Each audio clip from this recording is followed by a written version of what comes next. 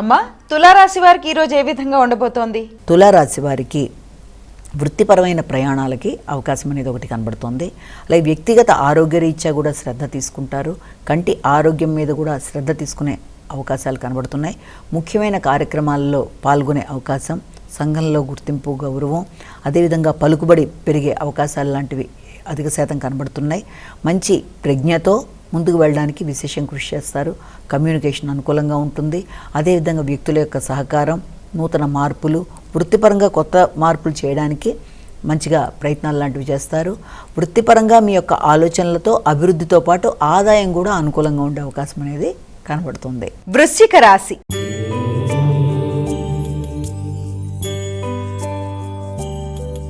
అమ్మా, వృశ్చిక రాశి వారికి ఎలా ఉంది ఈరోజు? వృశ్చిక రాశి వారికి ఆర్థిక సంబంధమైన విషయాలు చాలా వరకు అనుకూలంగా ఉండే అవకాశం ఉంది. ఆగుతూ వచ్చిన పనులు కొంత శ్రమతోనైనా అనుకున్న విధంగా సాధించగలుగుతారు.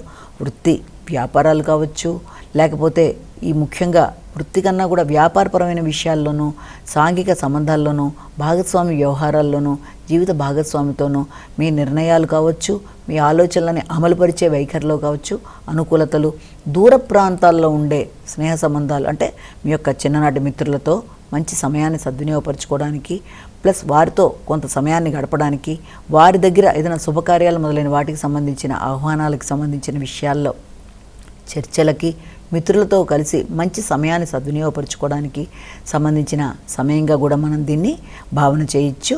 అదేవిధంగా ఆకస్మికమైన ప్రయాణాల కొరకు కూడా ఆలోచనలు చేసే అవకాశం అనేది కనబడుతుంది. అయినప్పటికీ కూడా వీలైనంత వరకు ఆర్థిక విషయాలు, స్నేహ సంబంధాలు అనుకూలంగా ఉన్నప్పటికీ ఇలా కమ్యూనికేషన్ విషయంలో కొత్త వ్యక్తులతో మాట్లాడేటప్పుడు కావచ్చు, నిర్ణయాలు వ్యక్తీకరించేప్పుడు కావచ్చు, తగిన విధంగా ప్రతిస్పందిస్తూ ముందుకు వెళ్ళినట్లయితే మరిన్ని మంచి ఫలితాలు ఏర్పడతాయి. ధనస్సు రాశి.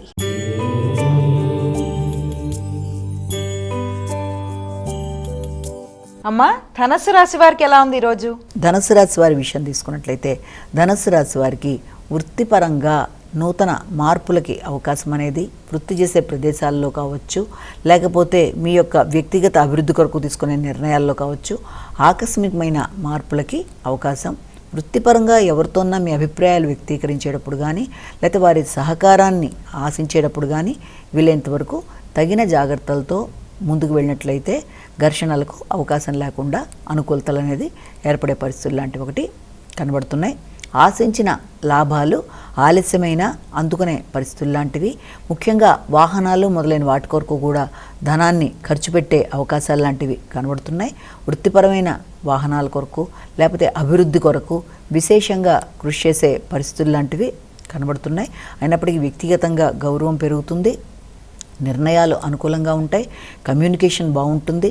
అయినప్పటికీ కూడా వీలైనంతవరకు అధికారులతో సమన్వయంగా ఆలోచనలు చేస్తూ ముందుకు వెళ్తే మరింత అనుకూలతలు ఏర్పడే అవకాశం ఉందని మనం ఇక్కడ భావించవచ్చు.